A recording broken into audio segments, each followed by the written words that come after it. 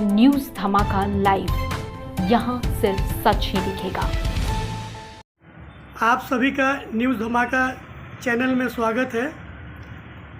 सरेंद्र पाजी, पटना गुरुद्वारा साहिब से जो आदेश आया है उसके आलोक में आप अपनी प्रतिक्रिया बताएं और क्या करने जा रहे हैं, आपकी रणनीति क्या है, इसका खुलासा कीजिए।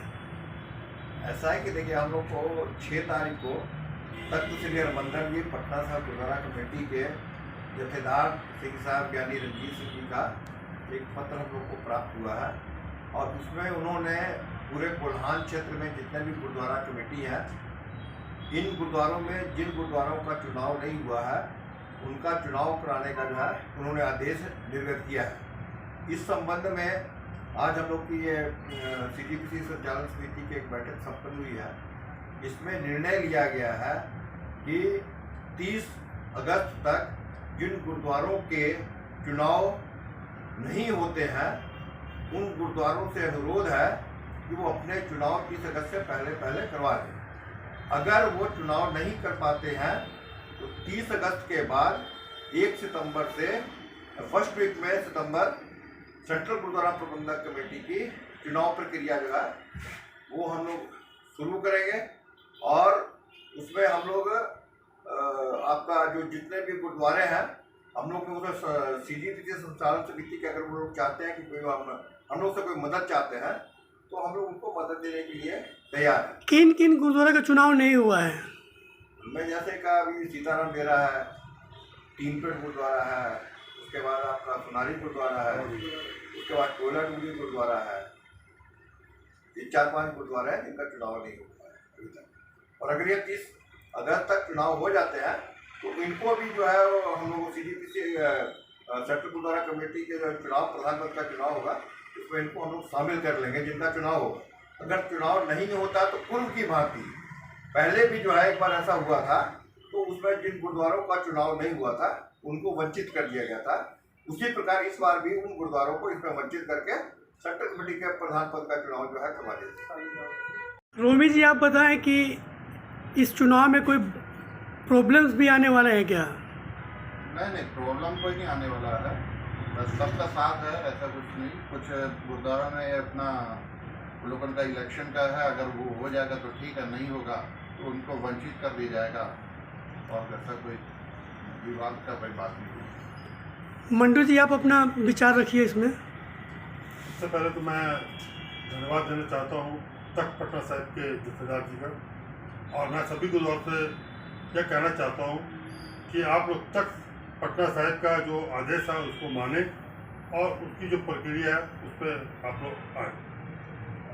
भगवान सिंह जी, आप अपनी बात रखिए।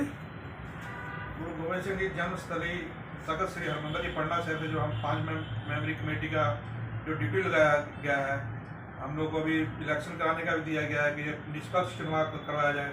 जैसे हमारे सुरेंद्र सिंह जी ने आपको बताया है गया है कि जो सिस्टम से चुनाव होगा सेंटर में आएंगे, चुनाव वोटिंग करेंगे और जो नहीं आएंगे तो वंचित रहेंगे। और हम लोग अपना पूरा तनदेही से तख्त श्री हरमंदिर साहिब जी पटना साहिब के जथेदार रणजीत सिंह जी का द्वारा जो हमारी ड्यूटी लगाई गई है उसको निभाएंगे। सर जी, आप बताएं कि संविधान क्या कहता है? हर गुरुद्वारों का अलग अलग संविधान है, जिसके आलोक में तख्त श्री हरमंदिर जी पटना साहिब के जथेदार यानी रणजीत सिंह जौहरी मशफी ने 6 तारीख को पत्र लिखकर जो जिम्मेदारी सौंपी है, धार्मिक और पंथिक मर्यादा को मुख्य रखते हुए तख्त हमारी शान है, सिख पंथ की जान है, जिसे हम संपूर्ण रूप से पालन करते हुए इलेक्शन करवाने की जिम्मेदारी का निर्वहन करेंगे। जिसके लिए हमारी सभी गुरुद्वारा कमेटी से अपील है, जिन जिन लोगों ने अपने अपने गुरुद्वारा का चुनाव नहीं करवाया है वो समय रहते चुनाव करवा लें। अंतर विलंबता के भागीदारी के जिम्मेदार आप ही होंगे अगर उन्हें CGPC गुरुद्वारा कमेटी में सदस्यता की भागीदारी नहीं मिलेगी। एक बात और कहना चाहते हैं कि हमारी कोल्हान के जितने भी गुरुद्वारे हैं ये तख्त श्री पटना साहिब के अधीन है और इनकी मेंबरशिप भी जो है वो पटना साहिब में आज भी है। और कुछ लोग जो बार बार ये कहते हैं कि पटना साहब के खिलाफ बोलने का एवं जथेदार साहब के अधिकार क्षेत्र में चैलेंज करते हैं, उनको हमारी सलाह है कि ये परंपरा हम लोगों की नहीं है, ये हमारे समाज में शुरू से चले आ रही है।